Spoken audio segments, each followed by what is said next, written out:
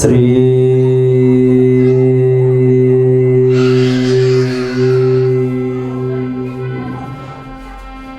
परमात्मने नमः।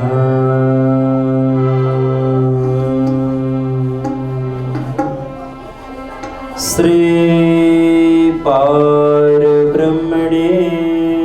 नमः। श्री राधा कृष्णाभ्यां नमः।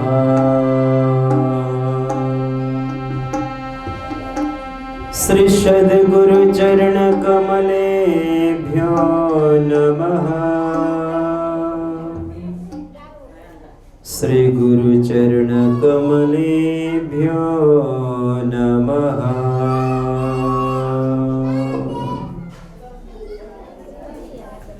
सच्चिदानंद रूपाय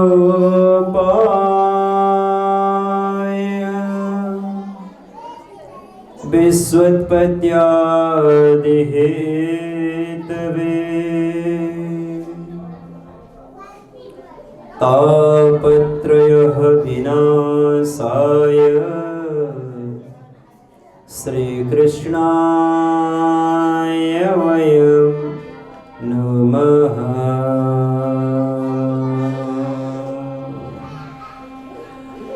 अखण्डमण्डलाकारं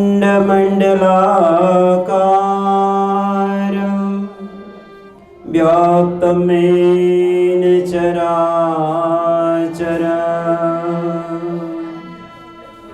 तत्पदं दर्शितं येन तस्मै श्री गुरवे नमः। बंदो सतगुरु चरण को भव जल तारण पार कुमति विनाशन सुख करण गर्भ प्रहारण करुणा सागर अमित गुण चरण कमल के माहे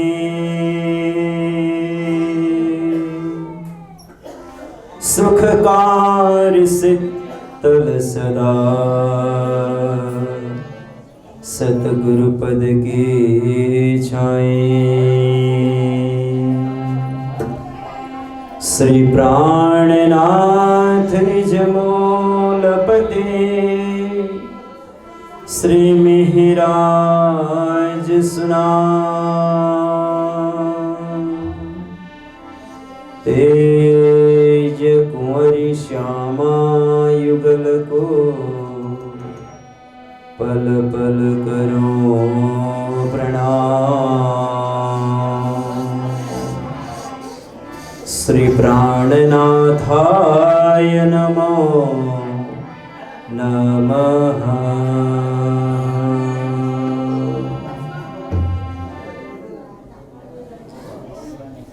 बोलो श्री कृष्ण कन्हैया लाल की। परम मंगलमय श्री परात्पर पर अखिलेश्वर पूर्ण ब्रह्म परमात्मा अक्षरातीत धामधनी श्री राजी श्यामा जी श्री राधा कृष्ण जी का दिव्य चरण में पवित्र चरण में नूरी चरण में कोटि कोटि नमन बंदन प्रणाम सुमन अर्पण कर दे। उन्हीं पूर्ण ब्रह्म परमात्मा अक्षरातीत धाम धनी तथा अखंड परम धाम लीलारसली परिपूर्ण ग्रंथ श्रीमद् तारतम वाणी दिव्य वाणी अखंड वाणी शाश्वत वाणी आत्मा कल्याण वाणी पंचम ससम महावेद बालकृष्ण परमात्मा को दिव्य भक्ति रसले लीला रसले परिपूर्ण ग्रंथ श्रीमद् भागवत महापुराण यो सप्तदिवसीय ब्रह्म ज्ञान महायज्ञ को आयोजना करने आयोजक परिवार का श्रद्धेय दाजू श्री रमेश सुवेदी जी, वहाँ कई धर्मपत्नी राधिका सुवेदी जी, र उहाँका छोराहरू, बुहारीहरू, छोरी ज्वाइँहरू, सम्पूर्ण सुवेदी कर्ता परिवार र कर्ता परिवारको, आयोजक परिवारको निमन्त्रणालाई स्वीकार गरेर पाल्नुहुने, विशेष गरेर हाम्रो यहाँ 5 पाठ पारायणको पनि आयोजना गरिएको छ। उक्त पाठ पारायणमा रहनुहुने हाम्रा सम्पूर्ण सन्त गुरुजनहरू, संगीतकार मण्डली, यत्र सत्संगलाई, भजन कीर्तनलाई यहाँ भिडियो क्यामेरामा कैद गरिरहनुहुने दिव्य दर्शनका हाम्रा सञ्चालकज्यू, समाजसेवी व्यक्तित्व आदरणीय मनिष सर र उहाँको सम्पूर्ण टिम लगायत सबै जो यहाँ प्रत्यक्ष रूपमा उपस्थित हुनुभएको छ, कथा वार्ताको लाभ लिनको लागि यहाँहरू सबैका चरण कमलमा कोटि कोटि अखण्ड कोटि प्रेम प्रणाम प्रणाम प्रणाम। बोलो श्री कृष्ण कन्हैया लाल की। आउनुहोस् एउटा सुमधुर परमात्माको नाम संकीर्तन गरौँ। सबैले गायन गर्नुहोला शान्त भएर।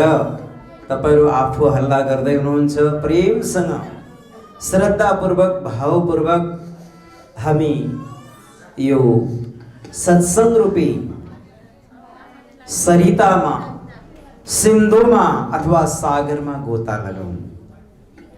सबैले प्रेमसँग ताली पनि लगाउनु होला, साथसाथमा गायन पनि गर्नुहोला।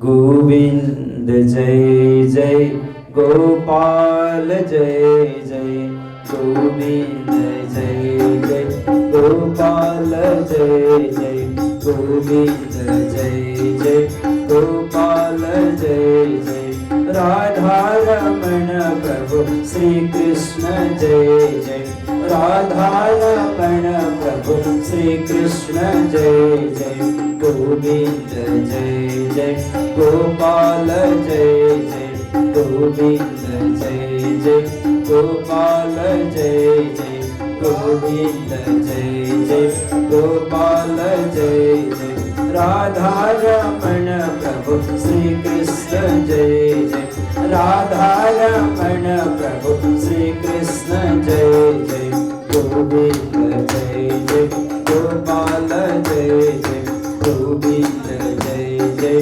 गोपाल जय जय, श्री राज जय जय, श्री श्यामा जय जय, श्री राज जय जय, श्री श्यामा जय जय, श्री राज जय जय, श्री श्यामा जय जय, राधा रमण प्रभु श्री कृष्ण जय जय, राधा रमण प्रभु श्री कृष्ण जय जय, राधा रमण प्रभु श्री कृष्ण जय जय, गोविन्द जय जय गोपाल जय जय, गोविन्द जय जय गोपाल जय जय, श्री राज जय जय, श्री श्यामा जय जय, श्री राज जय जय, श्री श्यामा जय जय, राधा रमण प्रभु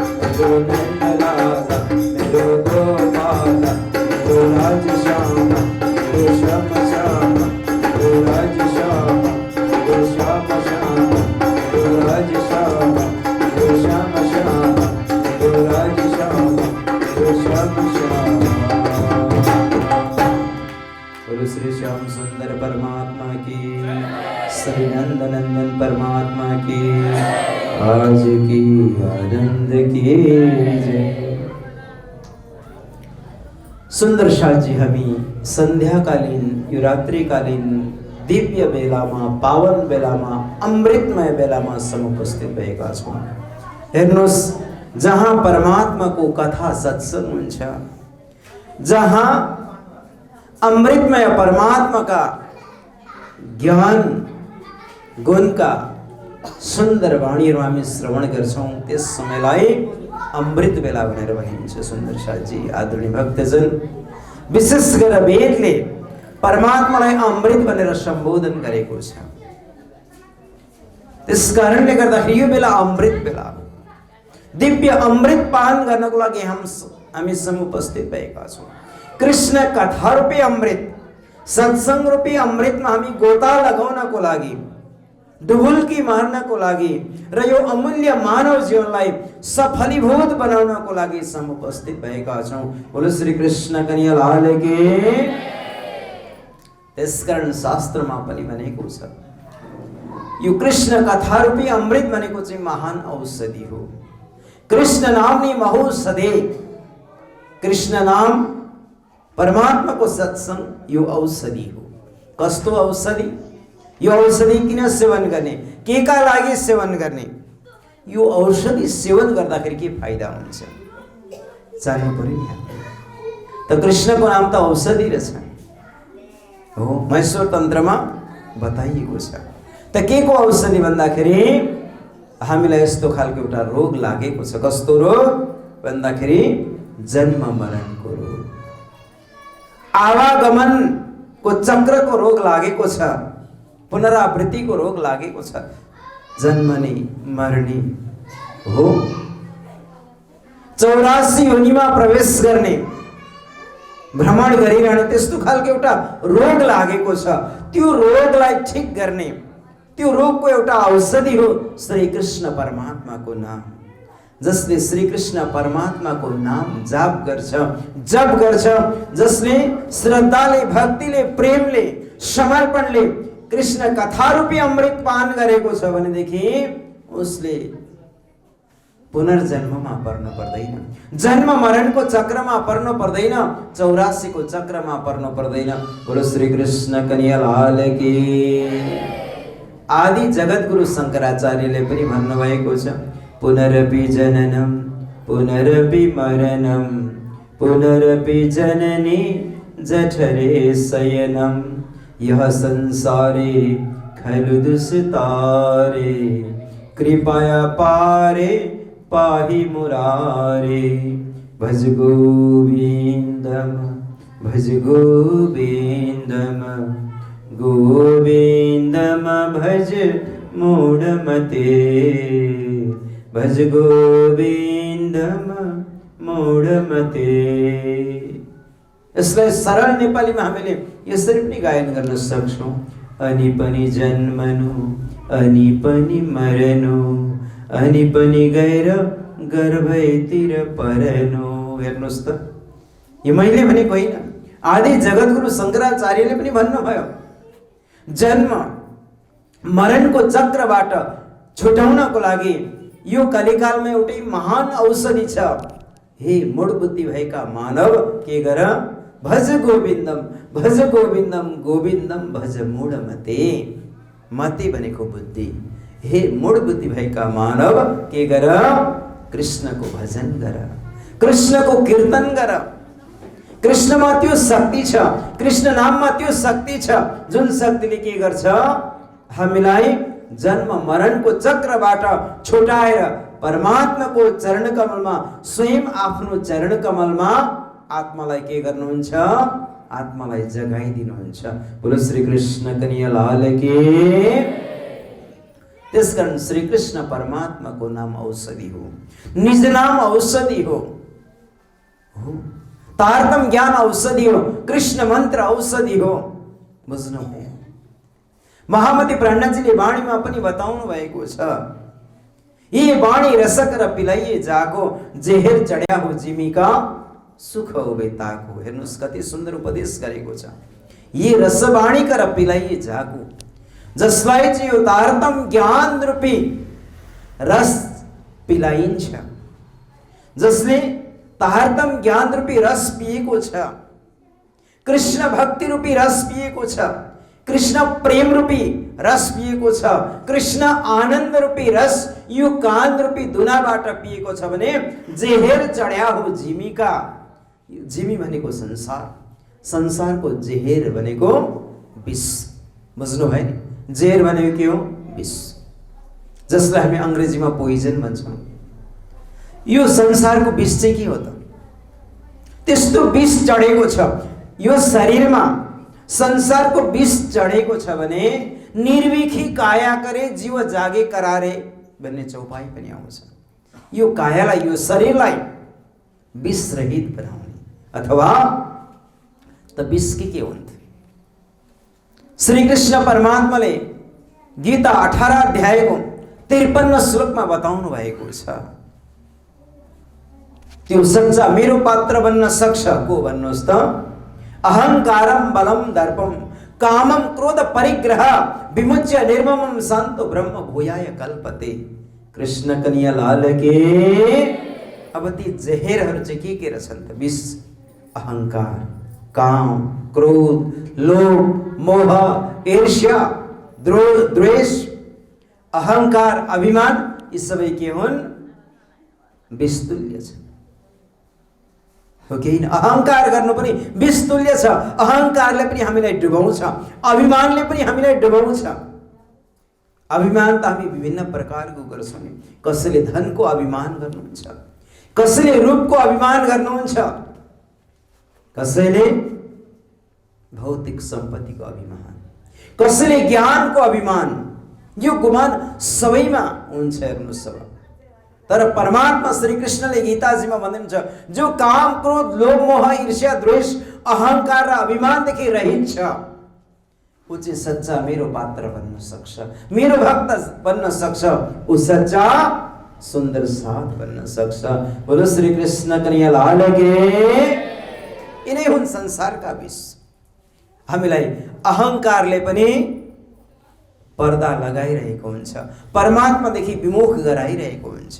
सुन्दर साथी, अभिमानले पनि हामीलाई भक्ति मार्गदेखि विमुख गराइरहेको हुन्छ, हामी परमात्मादेखि विमुख हुन्छौँ। धनले पनि हामीलाई, संसारको सुख सहेलले पनि हामीलाई के गराइरहेको हुन्छ? परमात्मादेखि विमुख गराइरहेको हुन्छ। श्रीराजजीले के भन्नुभएको छ वाणीमा? परमात्माले के भन्नुभएको छ भन्दाखेरि सुन्नुहोस् है। स्वयं परमात्मा भन्नुहुन्छ, के भन्नुहुन्छ? श्री तारतम ग्रंथ अंतर्गत कहाँ? किरंतन ग्रंथमा। तू आपे न्यारी होता है, पीऊ नहीं तुझसे दूर, पर्दा तू ही करता है अंतर आडे। कति सुन्दर चौपाई छ, कति सुन्दर उपदेश।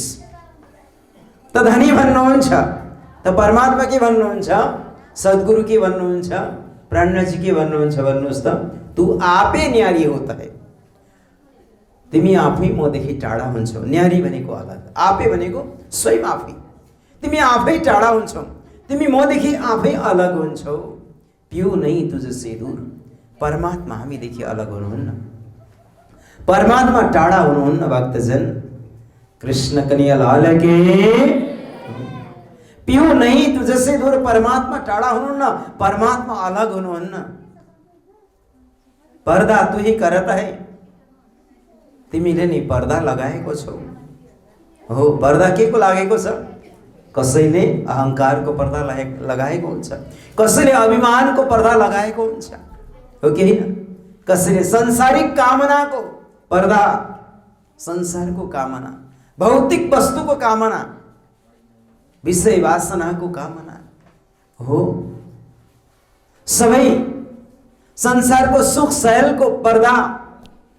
मलाई नि सुख होस्, मलाई धेरै धन सम्पत्ति होस्, त्यसकै पछाडि हामी दौडिरहेका हुन्छौँ। ती सबै के हुन्? पर्दा हुन्, जसले चाहिँ हामीलाई परमात्मादेखि अलग गराउँछ, सत्संगदेखि विमुख गराउँछ। त्यसकारण भन्नुहुन्छ नि, आपे न्यारी होता है, पिउ नहीं तुझसे दूर। परमात्मा टाढा हुनुहुन्न, परमात्मा हामीदेखि अलग हुनुहुन्न। कृष्ण कन्हैया लाल के। जब यी पर्दाहरू हट्दै जान्छन् बिस्तारै बिस्तारै हामी हटाउँदै जान्छौँ। सत्सङ्गमा जब हामी डुबुल्की लगाउँछौँ, सत्सङ्गमा आएर जब हामी गोता लगाउँछौँ, यी पर्दाहरू हट्दै जान्छन्। सत्सङ्गले हामीलाई ज्ञान दिन्छ, सत्सङ्गबाट हामीलाई ज्ञानको उदय हुन्छ। सुन्दर साथजी, भक्तजन, हामी हिजो सुन्दै थियौँ दिउँसोको प्रसङ्गमा, बिनु सत्सङ्ग विवेक न होई, प्रभु कृपा बिनु सुलभ न सोई। बिनु सत्सङ्ग विवेक न होई, सत्सङ्ग बिना विवेक र ज्ञानको उदय हुँदैन। भक्तजन, जब हामी सत्सङ्ग गर्छौँ, सत्सङ्गमा गएर हामी डुबुल्की लगाउँछौँ, त्यो सत्सङ्ग रूपी सिन्धुमा सागरमा पुरा चुर्लुम्ब डुब्छौँ प्रेमले, श्रद्धाले, भावले, भक्तिले भनेदेखि हामीलाई ज्ञान प्राप्त हुन्छ। ज्ञान हो। अब ज्ञान पनि विशेष गरेर मुख्य ज्ञान दुई प्रकारको ज्ञान हुन्छ। ज्ञानका श्रेणीहरू त धेरै छन्, ज्ञानका सोपानहरू त धेरै बताइएको छ, तर मुख्य गरेर हामीले यो दुईटा ज्ञानलाई जान्नुपर्छ। एउटा हुन्छ संसारिक ज्ञान, जसलाई अङ्ग्रेजीमा फिजिकल एजुकेसन अथवा मेटेरियल एजुकेसन पनि भनेर भनिन्छ। अर्को हुन्छ आध्यात्मिक ज्ञान, द स्पिरिचुअल एजुकेसन। बोलो श्री कृष्ण कन्हैया लाल की। र भौतिक शिक्षाले हो कि न, यो संसारको शिक्षाले, लौकिक शिक्षाले हाम्रो शरीरको निर्वाह हुन सक्छ, परिवारको निर्वाह गर्ने एउटा माध्यम शिक्षा यो लौकिक शिक्षा बन्न सक्छ। तर लौकिक शिक्षाले, भौतिक शिक्षाले आत्माको कल्याण हुँदैन। सुन्दर साथी, शरीरको कल्याण हुन सक्छ, परिवारको, समाजको कल्याण हुन सक्छ, तर आत्मा कल्याण गर्नको लागि के चाहिन्छ? अलौकिक ज्ञान चाहिन्छ, अलौकिक शिक्षा चाहिन्छ। बोलो श्री कृष्ण कन्हैया लाल की। दिव्य ज्ञान चाहिन्छ। यो भवसागर संसार तर्नको लागि के चाहिन्छ भन्नुहोस् त? अलौकिक ज्ञान, अलौकिक शिक्षा। प्रमाण चाहियो भने यहाँले पढ्न सक्नुहुन्छ, हेर्न सक्नुहुन्छ। गीता 4 अध्यायको 36 र 37 श्लोक, त्यहाँ भन्नुहुन्छ, नहि ज्ञानेन सदृशम पवित्रम इह विद्यते। यो कलिकालमा ज्ञान भन्दा पवित्र वस्तु अरू कुनै छैन। हो, ज्ञान भन्दा पवित्र वस्तु यो संसारमा केही छैन।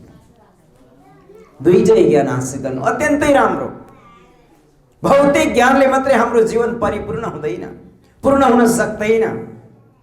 र भौतिक ज्ञान पनि छ र आध्यात्मिक ज्ञान पनि छ। यो दुईटै ज्ञान छ भने हाम्रो जीवन परिपूर्ण हुन्छ। बोलो श्री कृष्ण कन्हैया लाल की। त्यसकारण के भनेको छ? विद्या धनम सर्व धनम प्रधानम। विद्या त्यो धन हो। विद्या कस्तो धन अरे? नीति शास्त्रकारहरूले भन्नुभएको छ, विद्या बन्धु जनो विदेश गमने विद्या परा देवता विद्या राजसु पूज्यते नहि धनम विद्या विहीनम पशु। हेर्नुहोस् त कति सुन्दर चर्चा गरेको छ। जो ज्ञानी छ हो, जसले राम्रो ज्ञान हासिल गरेको छ भनेदेखि त्यो ज्ञानीको लागि विद्या चाहिँ के अरे? विदेश जाँदा पनि साथी अरे। बुझ्नुभयो? यहाँले अनुभव गर्नुभएको होला। हामी विदेश यात्रामा जान्छौँ, ओहो धेरै टाढाको कुरा नगरौँ, भारत जानु पर्यो होइन, हाम्रो छिमेकी मुलुक, त्यहाँ जानु पर्यो। अब हामीलाई हिन्दी भाषाको राम्रो ज्ञान छ भनेदेखि, हो इङ्ग्लिसको राम्रो ज्ञान छ भनेदेखि त्यो हाम्रो लागि साथी भयो कि भएन? भारतमा बढी विभिन्न राज्यहरूमा, प्रान्तहरूमा हिन्दी भाषा चल्छ। त्यहाँ प्राय हिन्दी सबैले बोल्नुहुन्छ। हो, त्यहाँको लोकल भाषा छ, प्रान्तीय भाषा पनि छ, तर विशेष गरेर प्रायले जानेको बुझेको चाहिँ हिन्दी भाषा हो। र हामी विभिन्न टिभीमा सिरियलहरू, पिक्चरहरू हामी हेर्छौँ, त्यो हिन्दीमै हुन्छ। त्यसकारण अब हामीलाई हिन्दी भाषाको ज्ञान छ, हिन्दी भाषाको नलेज छ भनेदेखि त्यहाँ गएर दुःख पाइएन नि, हामीलाई कसैले ठग्न सक्दैन। त्यसकारण विद्या बन्धु जनो विदेश गमने, विदेश जाँदा पनि विद्या चाहिँ हाम्रो साथी, बन्धु। कृष्ण कन्हैया लाल की। विद्या परा देवता, विद्यालाई परा देवता मानेको छ नीतिशास्त्रकारहरूले। हो, विद्या जस्तो पूज्य धनहरू यो संसारमा केही पनि छैन। त्यसकारण हो, संसारको विद्या चाहिन्छ, तर संसारको भौतिक विद्याले हाम्रो जीवन पुर्याउन सक्दैन। भौतिक विद्या पनि छ, संसारिक ज्ञान पनि छ, र त्यसमा अलौकिक विद्या, आध्यात्मिक विद्या, आध्यात्मिक ज्ञान छ भने त्यो जीवन पूर्ण हुन्छ। बोलो श्री कृष्ण कन्हैया लाल की। यो दुईटै कुरो चाहिन्छ। त्यसकारण यहाँ तारतम ज्ञानद्वारा, ब्रह्म विद्याद्वारा हामीलाई के उदय हुन्छ भन्नुहोस् त? हामीलाई पूर्ण ज्ञानको उदय हुन्छ र हामीले आफ्नो स्वरूपलाई जान्न सक्छौँ, परमात्माको स्वरूपलाई जान्न सक्छौँ। जबसम्म परमात्माको स्वरूपलाई जान्दैनौँ न, बुझ्दैनौँ न, परमात्माको स्वरूपको ज्ञान हुँदैन, हामी आफूले आफूलाई चिन्न सकिँदैन।